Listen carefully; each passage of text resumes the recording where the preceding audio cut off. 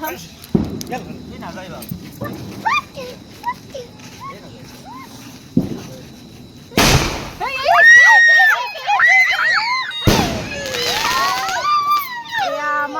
প্ৰথম যাত্ৰা পতাকা এয়া ফাৰ্ষ্ট যাত্ৰাৰ পতাকা ফুটোৱা হৈ গ'ল।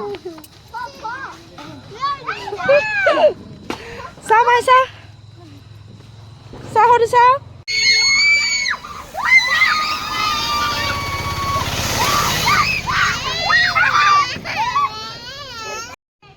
সকলোকে দীপাৱলীৰ অলেখ অলেখ শুভকামনা, লগতে কালী পূজাৰো শুভকামনা থাকিল দেই।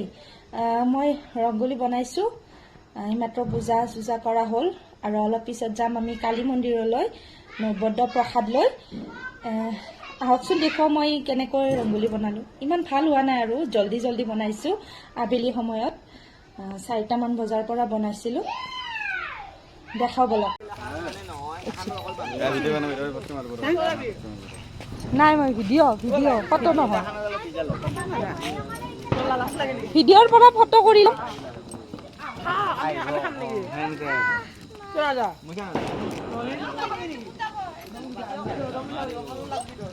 এক ছেকেণ্ড ৰ চিম্পুলকে বনাইছোঁ দেই।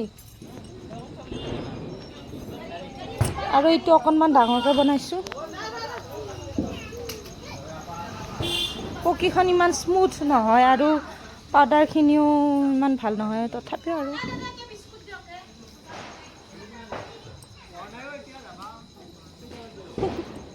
বাথৰুমত দেখাই দিছোঁ। চাৰিওফালে পোহৰ, সেইকাৰণে কোৱা হয় দীপাৱলী হৈছে পোহৰৰ উৎসৱ। আৰু মোৰ